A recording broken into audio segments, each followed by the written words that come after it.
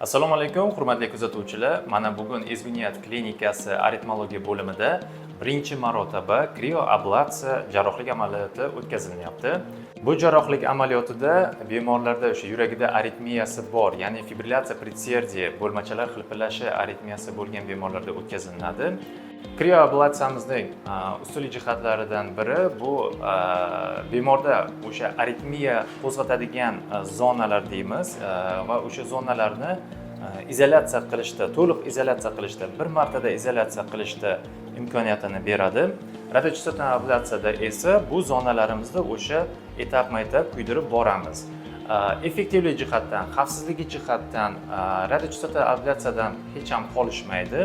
Mana bugun biz xilpillovchi aritmiya bilan bemorimizni stolga oldik.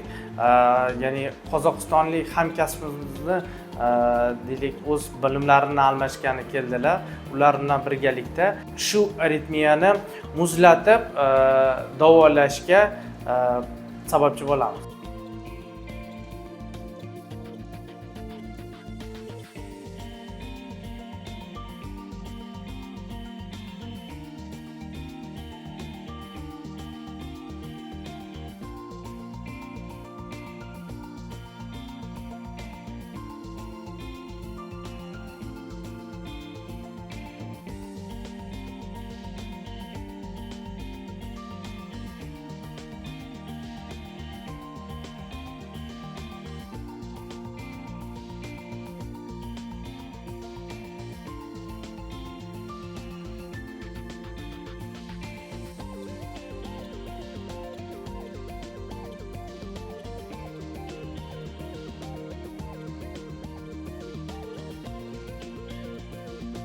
Hurmatli kuzatuvchilar, mana ko'rib turganingizdek, bemorimizga krioablatsiya, ya'ni ablatsion olinamiz.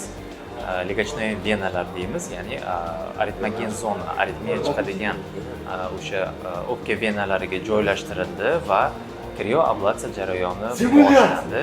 Bemorimiz ahvoli qoniqarli, hech qanaqa shikoyatlar kuzatilmayapti va bizni kuzatishda davom etadi.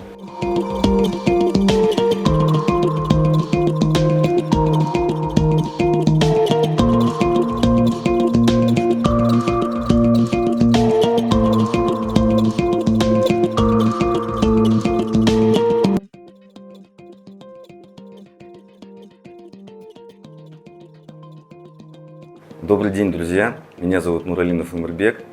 Я приехал из Казахстана. Сегодня в Ташкенте у нас шикарный день. Сегодня мы имплементируем криобаллонную аблацию для лечения пациентов с фибрилляцией предсердий в этой шикарной клинике Ezgu Niyat.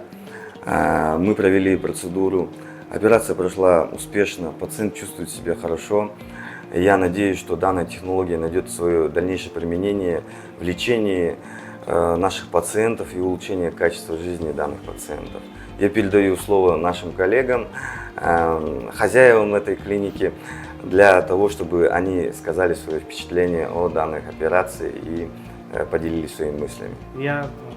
Спасибо. У нас теперь мы можем сказать, что мы по аритмологии, как все мировые клиники, все самые последние, которые по аритмологии достижения, например, криоаблация, уже пользуются. Мы начали уже пользоваться криоаблацией.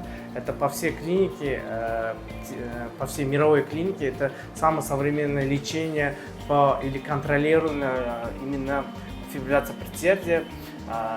Теперь мы тоже начали. Спасибо вам огромное за свой опыт. Mana operatsiya jarayonimiz ham o'z nihoyasiga yetdi. Operatsiya davomida hech qanaqangi asoratlar kuzatilmadi. Bemor ahvoli qoniqarli va bemorni hozir palataga ko'chirib o'tkazamiz. Ma'lumot o'rnida aytib o'tishim kerak, fibrillatsiya predsердий, ya'ni bo'lmachalar xilpillashi aritmiyasi bu yurakning birdaniga notekis urib ketishi bo'lib hisoblanadi va uning og'ir asoratlaridan biri bo'lgan bosh miya insultlarini ham chaqirishi mumkin. Agar yuragingiz tez va notekis urayotgan bo'lsa, bizga Ezgu Niyat klinikasiga murojaat qiling. Biz albatta to'g'ri tashxis qo'yib, zamonaviy davolash usullaridan foydalangan holda sizni bu aritmiyadan xalos etamiz. Bizni kuzatishda davom eting.